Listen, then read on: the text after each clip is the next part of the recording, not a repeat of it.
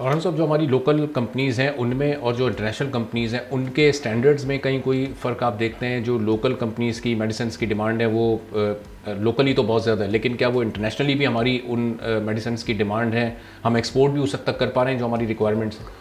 देखिए, अगर 2000 में आप देखें तो नंबर जैसे आपने बताया कि जो मल्टीनेशनल कंपनी थे, जो फॉरेन कंपनी पाकिस्तान में हैं और थीं, वो ऑलमोस्ट 75% मार्केट शेयर को देखती थी। पर 2000 के बाद लोकल कंपनी ने अपना एक अच्छा प्रोग्रेशन किया, नई दवाइयाँ लेके आए, नई टेक्नोलॉजी लेके आए, नए फार्मूलाज लेके आए, जिसके लिए मेडिकल कम्युनिटी ने उनको वेलकम किया। तो अब जो मार्केट शेयर है लोकल कंपनीज का वो 75%। तो आप इससे अंदाज़ा कर सकते हैं कि लोकल कंपनी जो हैं वो एक अच्छी दवाइयाँ फराहम कर रही हैं हमारे पाकिस्तान में पेशेंट्स के लिए, और 25% का जो शेयर है वो मल्टीनेशनल कंपनीज़ का है।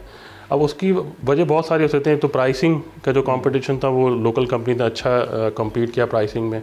दूसरा, एतमाद मेडिकल कम्युनिटी का आहिस्ता आहिस्ता बहाल होता गया, और वही जो बड़ी कंपनीज़ हैं पाकिस्तान में जो लोकल बेचती हैं वो एक्सपोर्ट भी करती हैं अल्हम्दुलिल्लाह। एक्सपोर्ट में आपको पता है कि जो बड़े ममालिक हैं जैसे इंडिया है, चाइना है, उनसे हम कम्पीट करते हैं, अफ्रीका में भी, एशिया में भी, और बड़े ममालिक में भी उनके साथ कम्पीट करते हैं। अल्हम्दुलिल्लाह पाकिस्तान की जितनी भी कंपनीज एक्सपोर्ट करती है वो हर जगह पर एक इंडिया के साथ या चाइना के साथ या और ममालिक के साथ एक अच्छे फुट होल्ड पे वहाँ पे इनके साथ कम्पीट करते हैं। और हमारी दवाइयाँ अल्हम्दुलिल्लाह बहुत सारे ममालिक में, मेरा ख़्याल है जैसे हमारी कंपनी ऑलमोस्ट 33 कंट्रीज़ में हम एक्सपोर्ट करते हैं। मेरा ख्याल है पूरे पाकिस्तान की जो कंपनी तो ऑलमोस्ट 60 से 70 कंट्रीज़ में हम फार्मास्यूटिकल दवाइयाँ हम एक्सपोर्ट, अंदाज़ा कर सकते हैं कि ये जो कंपनीज़ एक्सपोर्ट कर रही हैं उनकी दवाइयाँ वहाँ एक्सपेक्ट की जाती हैं और पाकिस्तान की क्वालिटी को वहाँ पर माना भी जाता है।